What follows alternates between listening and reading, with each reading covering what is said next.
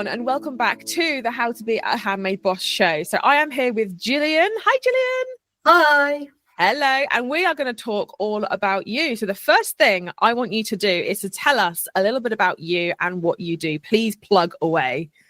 Okay, I'm Gillian, obviously, and I've got a dual online and in-person jewellery business with a big difference in that I don't use gemstones. I use old books in the main, plus some sheet music and maps, and I've got a very nice 50s French woman's magazine I've been given. So yeah, and so that's what I do, and it's paper to pearls, and it's the number 2 in the middle. And that finds me on Facebook, Instagram, Etsy, and my website. It's all very cohesive and easy to remember because that's what I need. Brilliant. Yeah, same. So it's paper, the number 2 pearls, right? Yeah. We'll put up, because I've got your website up here, so I'll make sure to add that in the show notes so that people actually can Lovely. find it. And I do have a newsletter that you can sign up to on my website. Perfect. Lovely, lovely, lovely. And I'm going to ask you a cheeky question now. What do they get when they sign up to the newsletter? What do they get? They get an exclusive subscriber discount for my website. And there's one which carries on throughout the year. Okay. But then each month they also get either a special discount, or I do a giveaway such as a tutorial for one of my kits, which will be linked to my book of the month. Love that. So for next month, it's Jane Eyre, because it's all about education. It's such a big theme in that book. Yeah. And I'm about to launch a whole new range of Jane Eyre designs. So there'll be a bigger discount on those. I love that. I'm just on your website now, actually. Do you ever make, random question, but do you ever make them out of old back issues of like magazines and stuff too? Well, I haven't done, because I have to be a bit careful about copyright, but right. I would, be looking to that because it could be really fun. What I do have, which is probably the closest in terms of colouring, is I was donated a lot of Royal Opera House programmes, which have got beautiful, beautiful illustrations in. And so I've been playing about with those. And I'm thinking for Christmas, I'm going to have fun making some really nice, colourful decorations and things out of those. So I've got ideas. And I've also got something else I'm working on, which is a kind of locket all made out of paper. I love that. I'm just having a little nosy through your website actually while you were talking there, and it's so good. Oh, thank you. I was just about to say, I've been concentrating on my Etsy shop, but I have, and I've done quite a bit on it. And I had a specialist review of my website done last year by a website designer, so that was really useful. Yeah. Brilliant. So, okay. So I guess like the question on everyone's minds is going to be, why do you do what you do? What kind of made you gravitate towards it? It was a combination of circumstances, a difficult place in my life, and then my mind, which tends to go, what if? And could I? Yeah, up until about 11 years ago, I was doing patchwork and quilting, and I was about to start my sitting guilds with some one-to-one support from a leading UK quilter. And I was starting to sell, and it's all going really well. And unfortunately, at that stage, I got diagnosed with a severe form of arthritis in my neck, which affected pains down through my arms and all the rest of it. And ultimately, had to have surgery on it, and was then told by the specialist and by the physiotherapist that I had to stop quilting and sewing. Wow. Because it put too much strain on my shoulders and neck. Wow. Okay. Yeah. Well, that was tough. And I was still working at that point, though I did have to retire a couple of years later. And I spent about 18 months trying to find something I could do, because I had such a need to be creative, because that goes right the way back to my earliest memories as a child, and just tried umpteen different things, and either they were too difficult to manage or they just didn't sit right with me. Right. Yeah. And then I just remembered that I used to like doing origami as a child. Got some paper, got a book, found, I could still do this. And then it was a gradual thing of, well, what can I do? What do I like making? What can I manage best? I was ahead of the curve in that the origami paper bouquets weren't a thing then. So nobody was really buying those. And realised that I liked working small, and I found that a lot easier anyway. And one day just thought, I wonder if I could make origami jewellery. And then did some research into it, found it was a bit of a thing, did lots of practice of folding smaller and of how to preserve pieces. And then, about 10 years ago next year, I started my business. Love that. And then it's changed along the way. Originally, I used lots of origami papers, but I found that people like things that looked like paper best. And then they like things made from books best. And it sort of just gradually morphed into what I'm doing now. Love that. And and I was really unsure, because it's like, gosh, this is so different. Yeah, for sure. Really original, really out there. But one of the things that gave me huge boost was in 2017, I won a Theoprofita Small Business Sunday Award. Brilliant. Well done, you. And just knowing, and from then, if I had any doubts, imposter syndrome, it was just like, Theo likes it, it's okay. Yeah, right. Yeah. Love that. Amazing. Oh, that's so it's just been building and developing it since then. Perfect. Amazing. So I guess my next question is, how do you, I mean, I think like the first thing, because I have a lot of like people that do jewelry in the course. Yeah. And I think one of the biggest things that when you do see something that's a little bit different, whether it's like micro crochet earrings or something like that, is always the question of, how do I know it's not going to get dirty? How do I know it's not going to fall to bits? So tell me about your experiences with that side of things, because I imagine that was a question and a learning curve, probably. Yeah, it was. And it was something that I was really focused on, that I wanted to make it durable as possible right from the beginning. And it did take a long time experimenting. Some books were just like, you glue it together with paper paste and then it will just be laminated and that will be all fine. And different recommendations. So basically, I just went about trying out lots of different varnishes. Right. And different glues, and doing, as best I could, tests on them, with literally putting an earring, usually my rose studs, because they're the most popular ones, in some water and leaving it in there for, it's meant to be a couple of hours, but usually end up being a few days. So I thought, oh yes, I better go check on that. I forgot about those. And just seeing what was best, what really worked. I mean, some things they'd be soft, but then they come back to shape. But then I found my preferred varnishes. Yeah. I did for a while try using an all-natural one, because I thought that would be so on brand.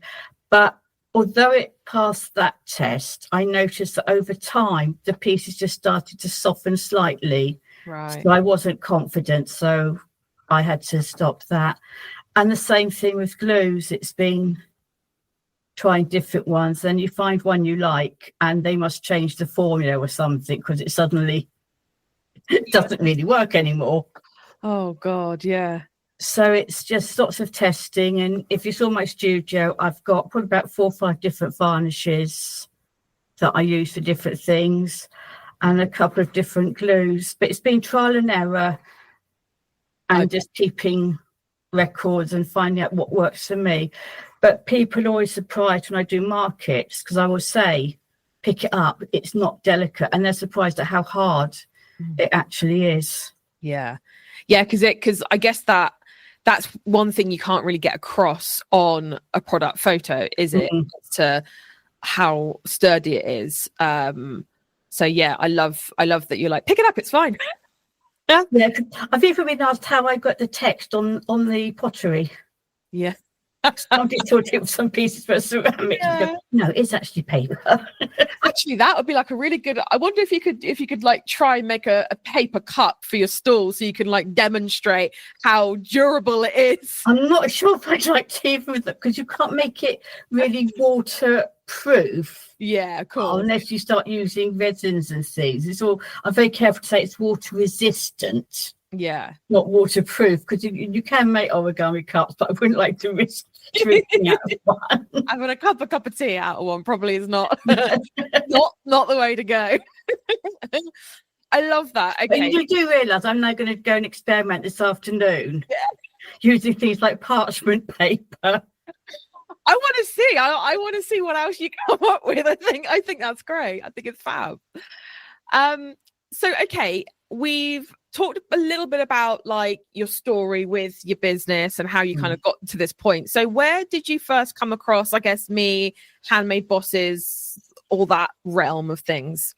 Right. I do still follow another Etsy coach, an American one, for a few years. But I got to a point where obviously there's a bigger difference now between what's going on in America in terms of selling and everything, and the UK. So that was one thing. But it was also, I got to a point beginning of this year where I got diagnosed with arthritis in my left thumb, which is a bit of a problem when you're folding bits of paper. I can imagine, yeah. And just really got, am I going to have to shut up now? What can I do? I suppose I could do more kits. And because I was thinking that way, I suddenly realised, no, I'm not going to. I'm going to work through this.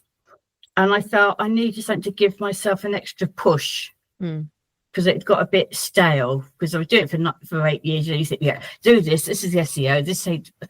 And so I started doing I started following you on YouTube and on Facebook in your general group. Yeah. Did a couple of your challenges. I remember you being in them, yeah. And then I think the one that was really good was during the brandathon, because a friend of mine who was already in HBSA really helped me through that, because I was just struggling to get things sorted. And she didn't obviously say, this is what you learn, blah, blah, blah. But she was just saying, oh, it's really good. I'm so glad I've joined. Yeah. And so then I started thinking about it. And after the next one, no, this is it. I want to keep going. I'm not ready to give up yet. I'm going to invest in this. And I just like learning. I like improving. And I thought, yeah, I'm going to go for it. I love it. I love that. I think that's really important because, yeah, like you say, you can be doing this for 10, 20. I mean, we've got someone in the group who's been doing what they do for like 30 years, but they say things start to slow down when you just stop learning, when you just go, yeah. And I think the other thing, because I was a bit on the edge, I'm still not sure, because some things are so, you have to do this then and do that then, and I was a little bit thinking, oh God, am I going to have to follow this exactly? Because I know that with my health, I have good days, I have bad days. I have days where actually nothing at all is going to happen, because even my brain is just like going, nope, not today. And I think having a chat with you beforehand really helped, because you got that. And so I don't feel the pressure to keep up with my cohort, especially on some holidays when I do a lot of my grandkids. I've been able to take it at my own pace, but I'm always going back to it. So it's not a case like, oh, I've got for enough of this. it's not. And I've just already learnt such a lot. So it's been really good. Yay. I love that. Brilliant. You're not the first person to say, like, in amongst my lip balm's rolling off the table. I'm just kind of grabbing it before it goes. You're not the first person to kind of say, like, they have been following someone else for a while, and in like DMs and emails and things, there's been names mentioned, and it's you're definitely not the first, and you probably will not be the last, where you grow distant and they do other things and they say things, and you're either left feeling like you're 20 steps behind whatever they're like yapping on about this week, or it's just like you just stop vibing with them, I suppose, really. Yeah.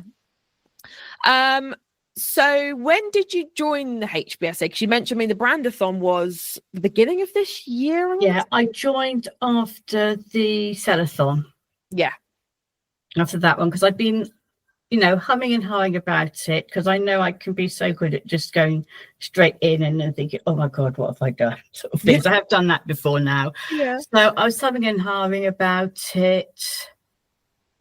So I had a chat with my friend who was just like, I can't tell you what's in it, but I recommend it. It's been brilliant for me. Yeah. And she's somebody whose judgment I really trust and stuff. And I'd noticed how good her knowledge was as well. So I thought, and I think that's it. And the chat with you, and I thought, no, I'm going to go with it because I want to keep going. I'm not ready to stop yet. I just say, and learning, I've always been into learning and developing, and I just think it's so important. And that's what I enjoy doing. And I like your approach because it's very fact and data driven. This is what the data shows us works, and that's just where I come from. It's I do speak to a lot of people as well that really like the fact that it's like step one, do this, step two, do that.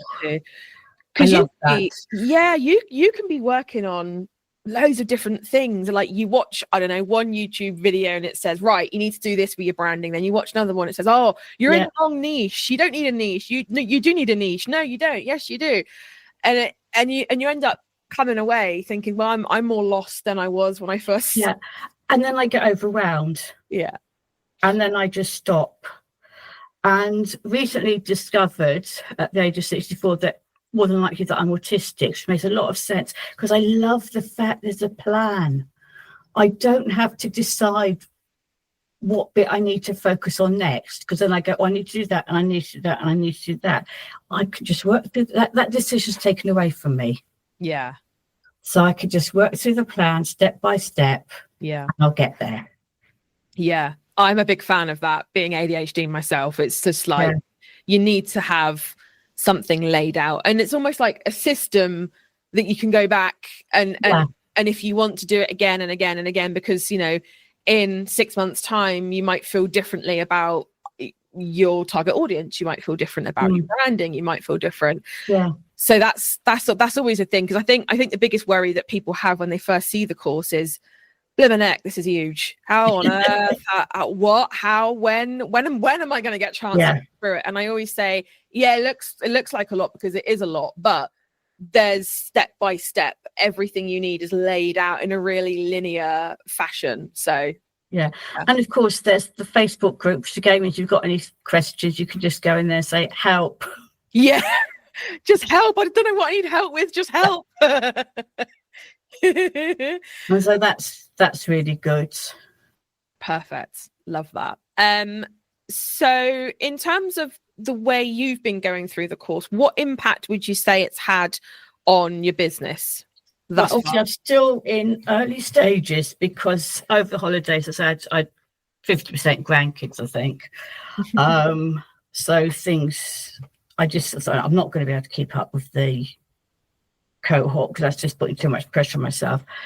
So at the moment I'm just starting to draft my story out, which there'll probably be an awful lot of helps coming, because it's just out of my comfort zone, writing it down in an expressive and emotional thing.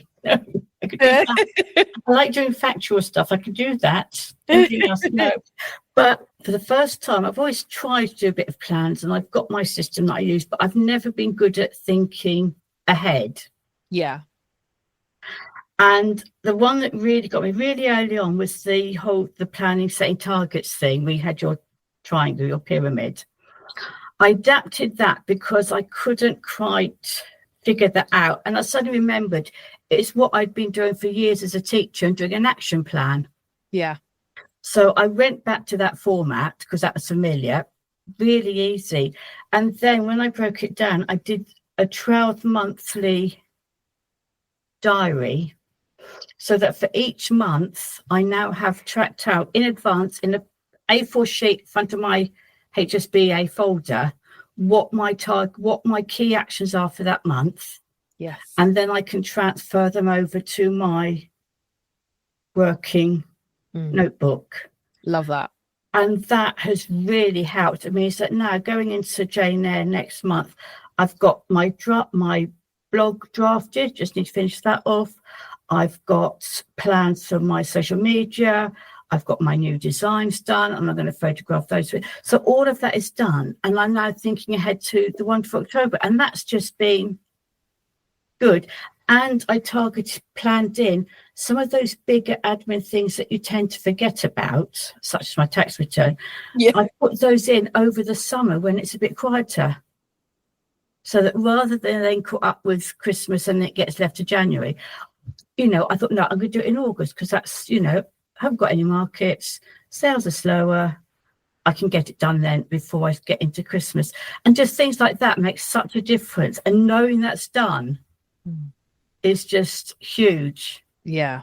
Oh, that sounds like such a relief as well, especially with Q4 Christmas coming up. It's going to all go out the window. Yeah, and I've, so next month, and there were also some Christmas things in there, like Christmas kits I need to get made up.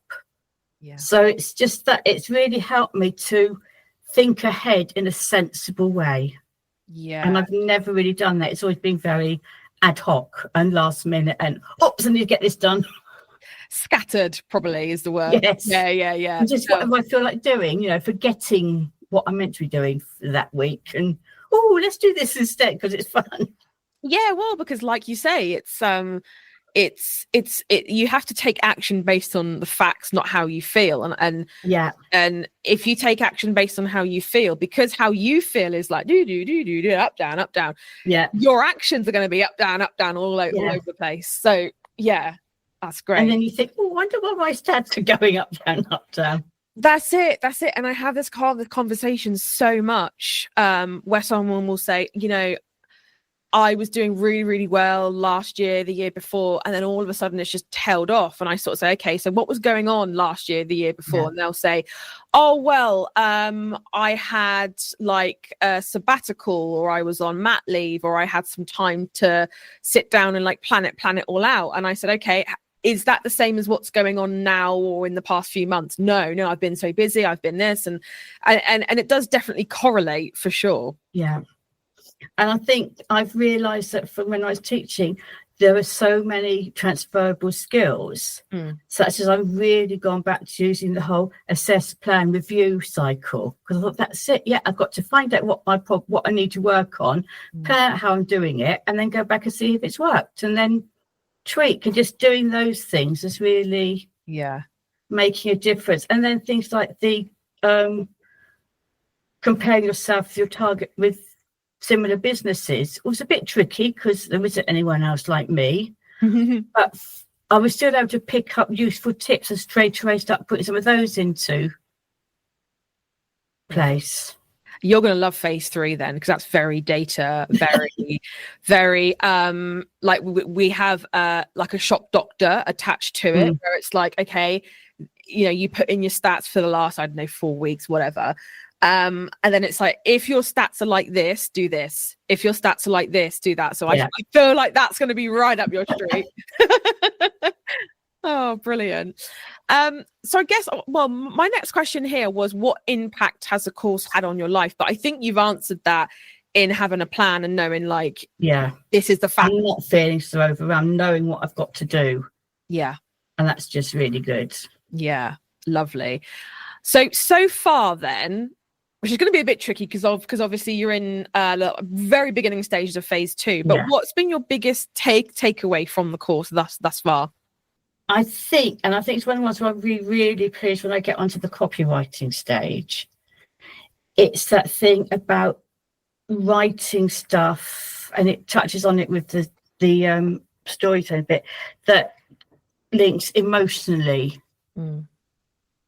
with customers and buyers, because I know I struggle with that mainly because I spent most of my teaching career, because I worked with special needs, writing reports to go through. So I'm very good at, want me to write a report, no problems, but anything more expressive and that, no, that's just not me. So I think I'm looking forward to that. Yeah.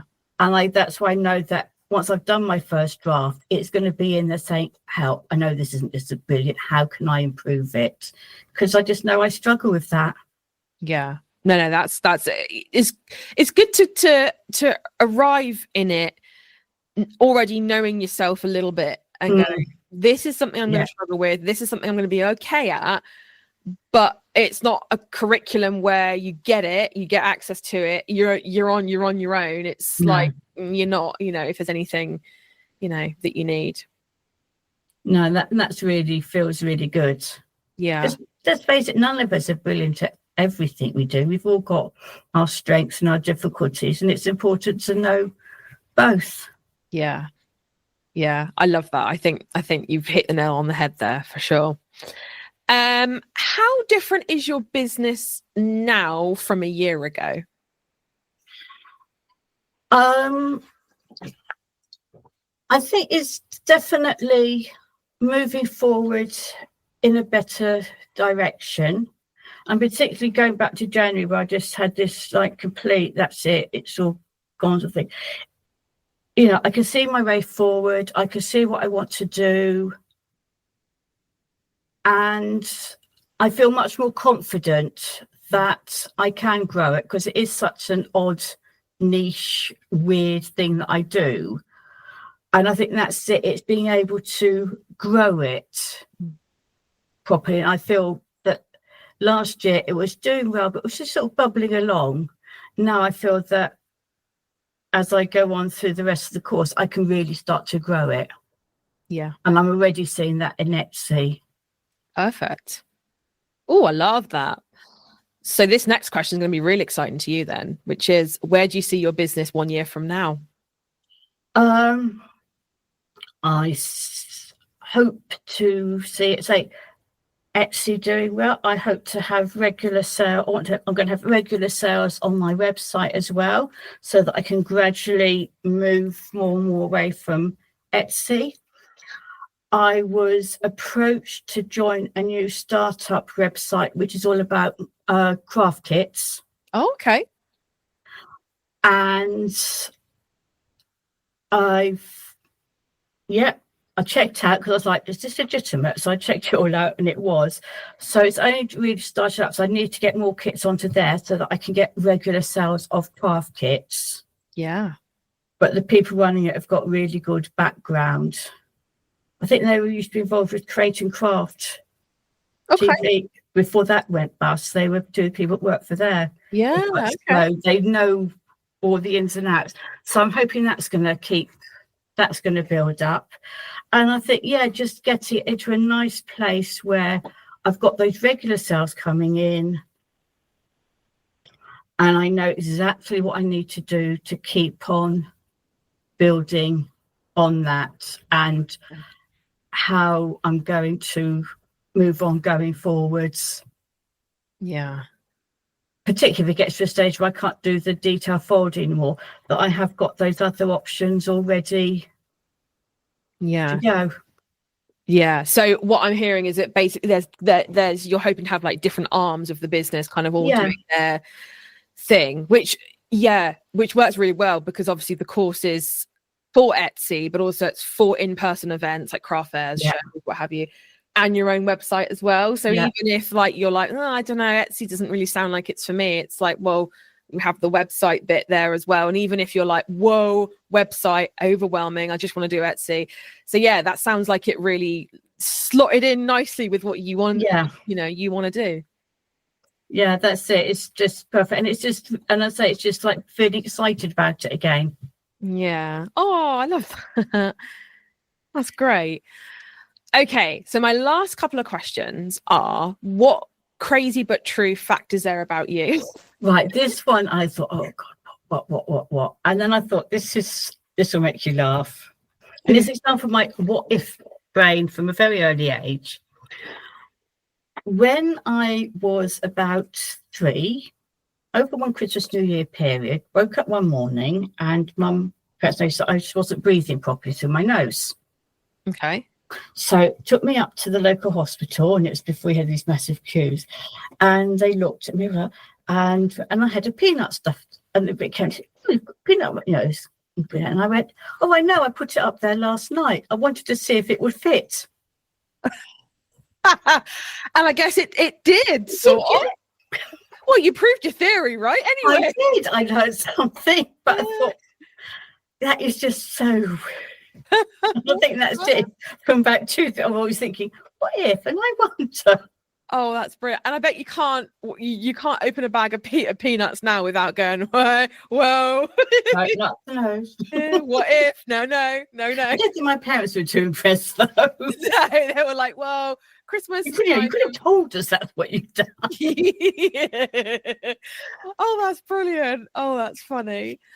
And my last question is, what piece of advice would you give to yourself a year ago? Don't give up. And when things look difficult, find a way around it and look for new opportunities. And that's, I'm very into, take opportunities that are open to you, and just don't give up. You can always find another way. Yeah. So be more of a creative thinker when it comes to problems. Yeah. Take the time back and think, reflect. What can you do? And keep learning. Never stop learning. Yeah. So rather than throwing your hands up and going, well, this is too hard. Yeah, gets it. I've had enough. I'm going to give up now because I can't do that anymore. I mean, I had a couple of weeks, a couple of weeks, but I thought, no, it's just, yeah. And I think that's it started out of a tough place. And it was like, oh, well, I did it once, Yeah. I can do this. Nothing's going to stop me. Yeah.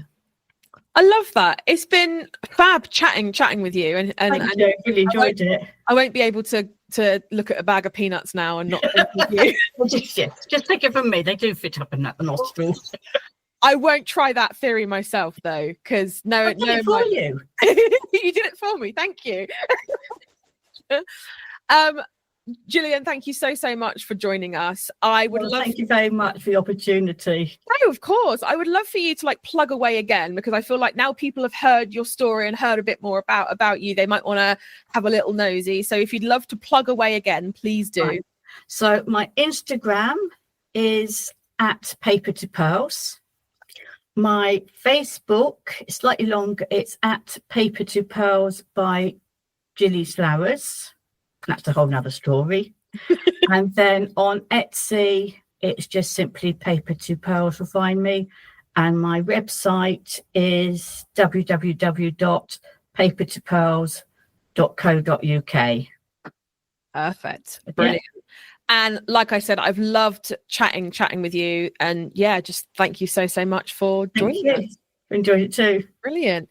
And thank you to all of you guys for watching / listening to this. Next week there'll be another episode, but definitely go and check out all of the links below. We're going to put everything that Gillian has said in the show notes or description, or wherever you're watching this, consuming this, wherever that might be. But yeah, again, thank you so much, and we will see you all next time on the How to Be a Handmade Boss show. Bye everyone. Bye. Thank you so much for tuning in today. If you love this episode, make sure you hit the follow button so you never miss the next one. And also, why not come and hang out with me on Instagram? It's at Handmade Bosses for daily tips, behind the scenes. And also, don't forget, you can catch the video version of this podcast over on YouTube too. Until next time, keep going towards your handmade business goals, boss, because the world really does need those special creations that only you can make.